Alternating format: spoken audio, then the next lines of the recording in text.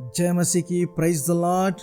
मैं हमेंद्र आज की आत्मिक सहभागिता में आप सबका स्वागत करता हूं। यदि आप मुझे यूट्यूब में, फेसबुक में, इंस्टाग्राम में देख रहे हैं तो मैं आप सबका अभिनंदन करता हूं और निवेदन करता हूं कि आज की जो आत्मिक सहभागिता और संगति में आपके साथ जो करने जा रहा हूं, इसको जितने लोगों के साथ शेयर कर सकते हैं, ये परमेश्वर के राज्य के लिए एक उत्तम योगदान आपकी तरफ से होगा।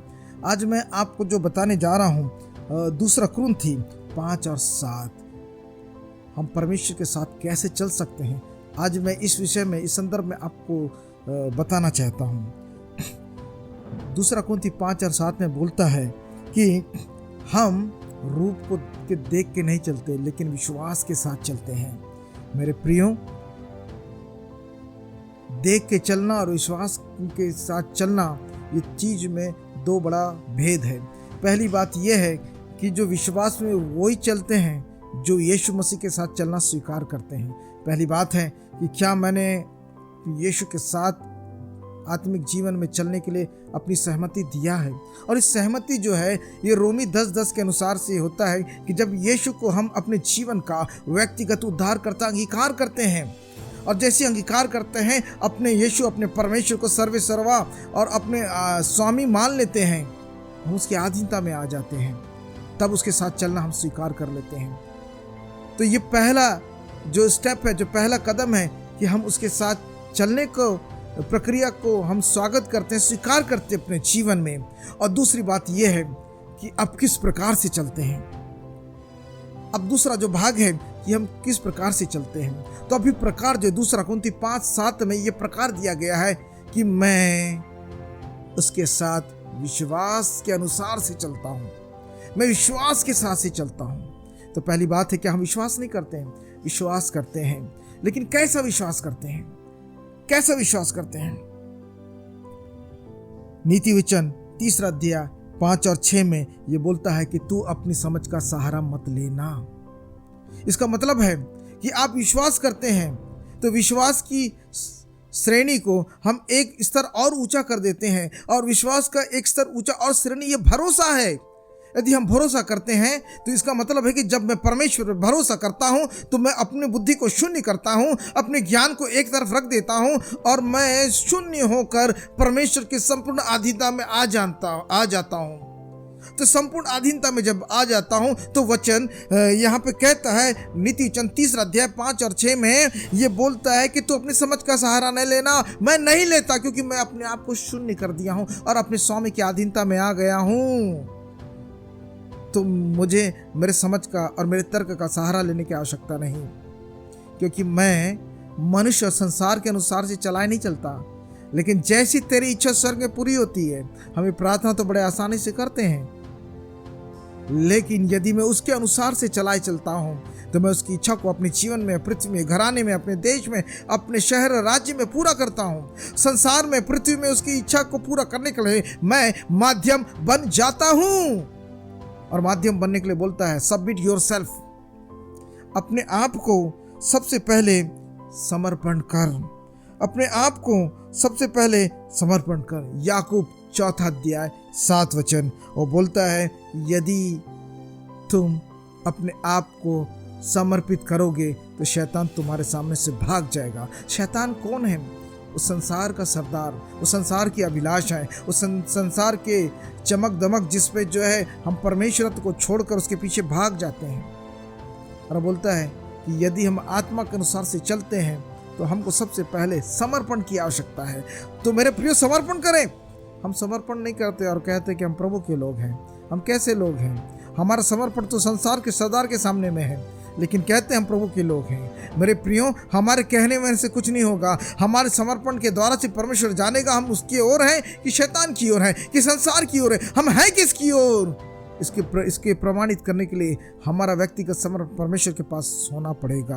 और जो समर्पित कर देते हैं, याकूब 4:7 के अनुसार से, यदि मैं अपने जीवन को परमेश्वर के अधीनता में लेके आ गया हूँ, उसके अधीन हो गया हूँ, और जो अधीन हो जाता है तो उसकी बुद्धि शून्य है, उसका विचार शून्य है, उसके पास कुछ नहीं है, उसका कुछ भी नहीं चलेगा तो खुदा का, हमारे स्वामी का, हमारे मालिक का, हमारे सर्वे का, हमारे राजाओं का राजा का चलेगा।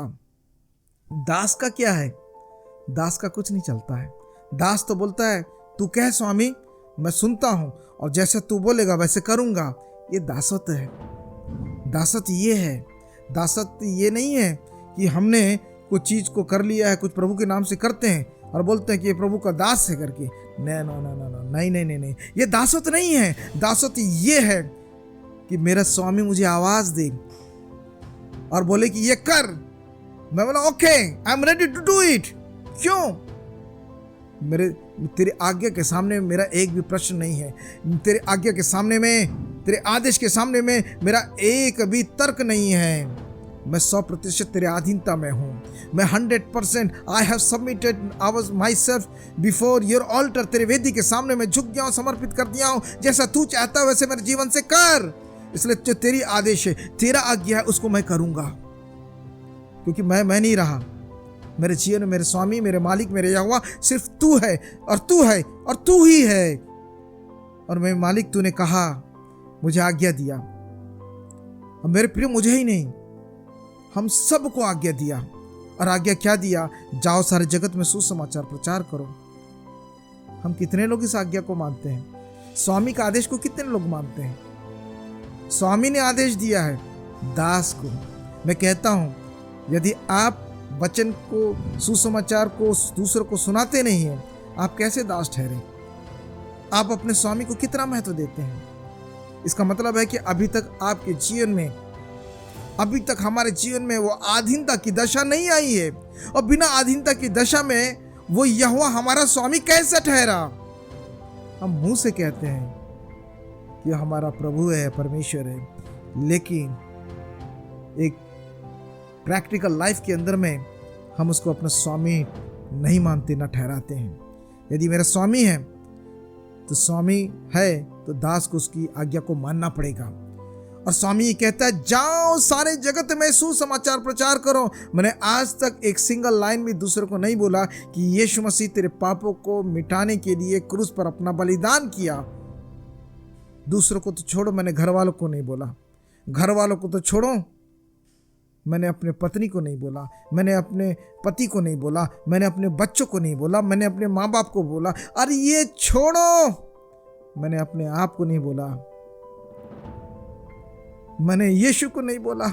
यीशु मेरे जीवन में आ, अपने पवित्र लहू से मेरे गुनाहों को धो और परमेश्वर के सम्मुख में पवित्र बनाकर उपस्थित कर।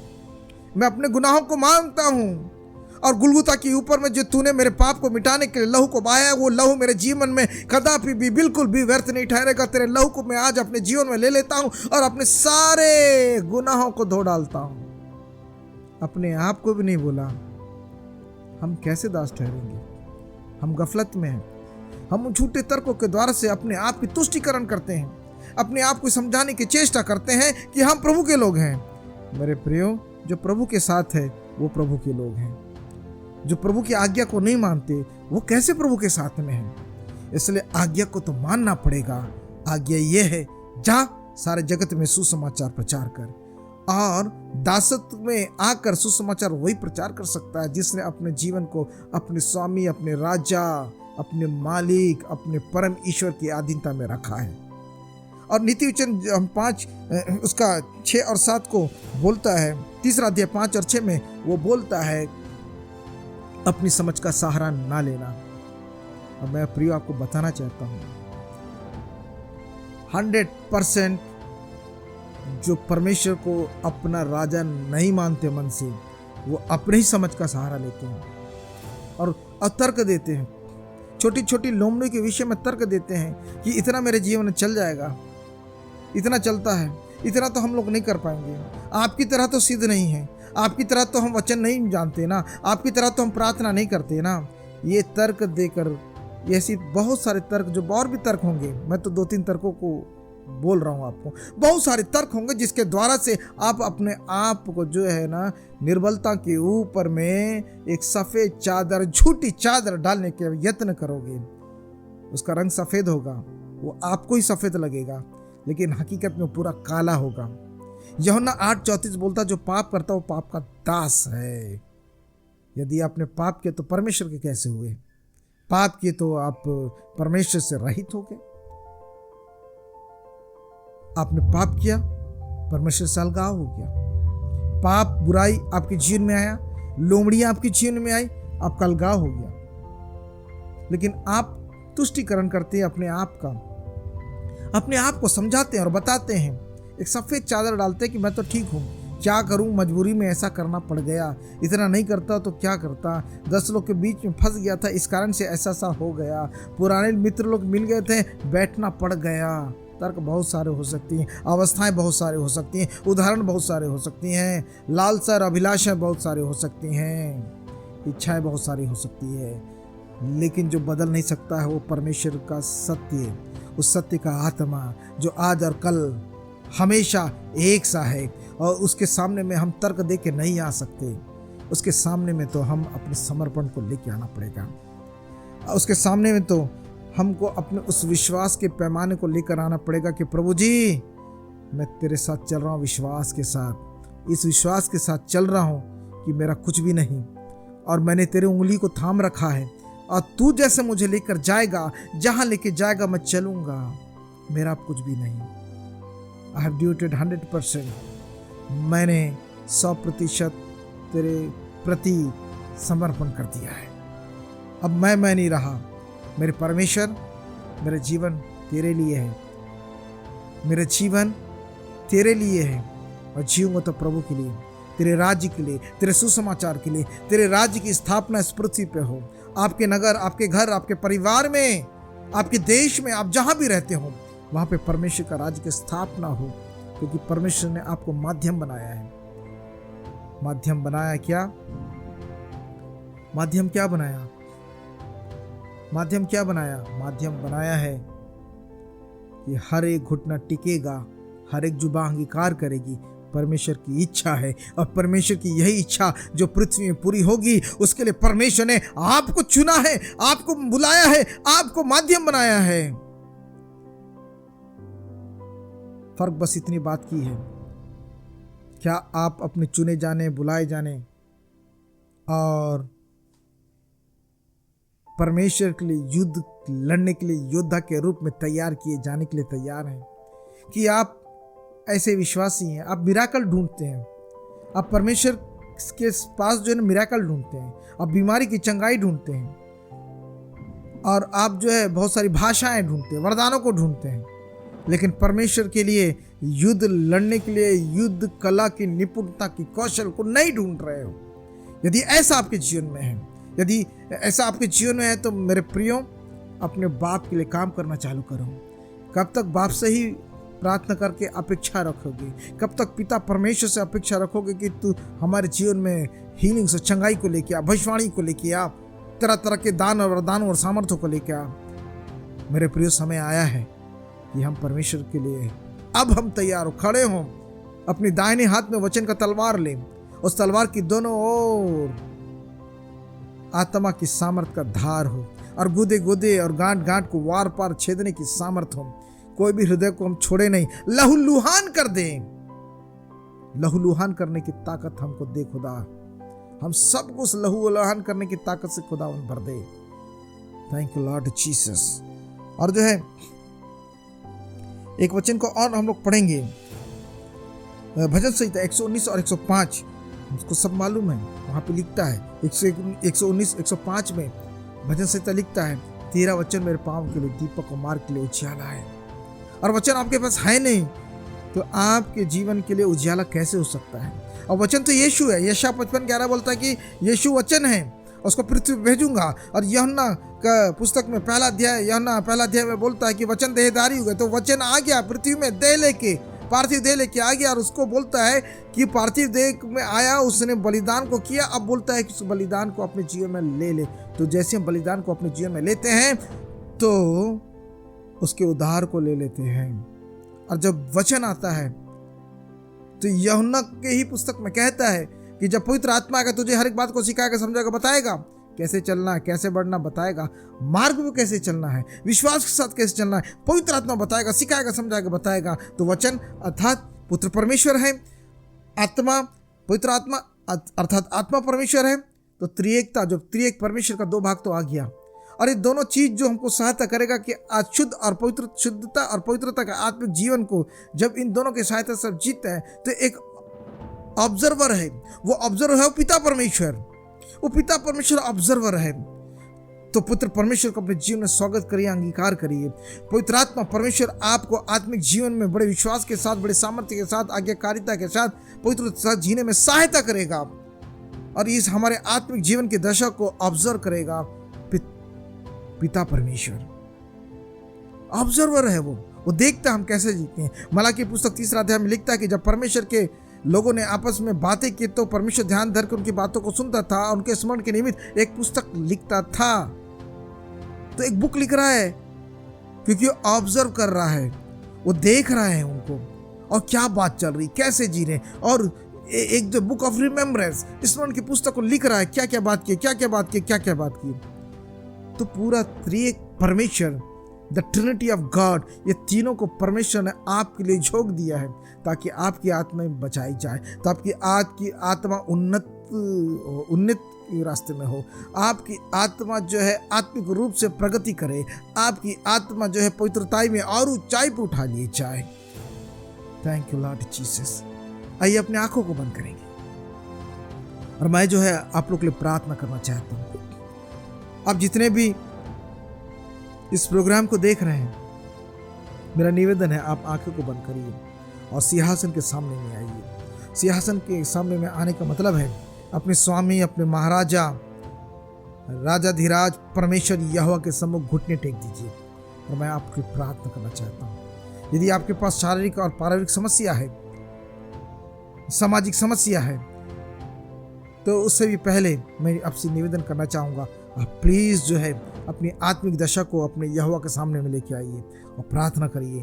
प्रभु जी, मेरी आत्मिक दिशा में मुझे समझा, मेरी आत्मिक अवस्था क्या है, मैं कैसे उन्नति कर सकता हूँ, कैसे परमेश्वर तेरे सम्मुख जा सकता हूँ, मैं कैसे पवित्रता में और शुद्धता में बढ़ सकता हूँ और कैसे तेरे लिए युद्ध कला कौशल में निपुण हो सकता हूँ, कैसे मैं तेरे राज्य का योद्धा बन सकता हूँ। महिमा और आदर की स्वामी, मैं तेरा धन्यवाद और जय जयकार करता हूँ। प्रभु जी मेरे परमेश्वर था, मैं तुझसे विनती करता हूँ प्रभु जी, जितने भी ये प्रोग्राम को सुन रहे हैं, इस कार्यक्रम को देख रहे हैं, प्रभु जी जितने भी सुनने वाले कानों को प्रभु जी पवित्र आत्मा उनके कानों को छेद दे, भेद दे, हृदय को छेद दे, भेद दे प्रभु जी। पवित्र आत्मा इसी वक्त उनके जीवन में काम करने पाए और राज्य के अद्भुत बातें उनके जीवन में समझ में आने पाए। प्रभु परमेश्वरता, मैं विनती करता हूँ प्रभु जी मेरे परमेश्वरता, राज्य की बातों से प्रभु जी सुनने वाले प्रत्येक लोगों के मन और हृदय को भर दे, समझ की आत्मा से लबरेज कर देना खुदावन। और प्रभु जी इस देश के अंदर में जो तेरी अधीनता में आता है खुदावन, उसके दाहिने हाथ में वचन के सामर्थ्य तलवार देना, सामर्थ से भरा हुआ तलवार प्रभु जी मैं मांगता हूँ। बड़ी दया कर प्रभु परमेश्वरता, प्रभु जी इस देश के अंदर में तेरे राज्य के लिए लड़ने वाले योद्धाओं को मांगता हूँ। प्रभु जी आज जो इस कार्यक्रम को सुन रहे हैं, जो इस प्रोग्राम को देख रहे हैं प्रभु परमेश्वरता, प्रभु जी मेरा विनती है परमेश्वरता, इन सब को अपना योद्धा बना लेना, इन सब को अपने वचन का सामर्थ्य योद्धा बना लेना और खुदावंद ईश्वर राजा सुधि लेना, आत्मिक जीवन में उन्नति प्राप्त करें, आत्मिक अवस्था की दशा प्रभु जी उनकी बहुत ऊंचा उठाया जाए, तेरे निकट पवित्रताई में निकट तक स्थान को प्राप्त करे। प्रभु जी ऐसी अद्भुत अनुग्रह दिया कर, पवित्रता के लहू की आड़ में छिपा, विनती यीशु मसीह के नाम से, आमीन आमीन। सबको जय मसीह। बहुत बहुत धन्यवाद आप सबने जो इस कार्यक्रम को देखा। मैं निवेदन करना चाहूँगा, यदि आप और भी इस प्रकार के विषय पे जानकारी देखना और सुनना चाहते हैं तो प्लीज़ जो है इस YouTube के और जितने भी सोशल मीडिया के पेजेस जो नीचे डिस्प्ले हो रहे हैं उसको ज़रूर लाइक और शेयर करिए। और इसके अलावा जो है जितने भी प्रश्न होंगे तो आप जो है नीचे कमेंट्स में दे सकते हैं। सबको जय मसीह। Praise the Lord.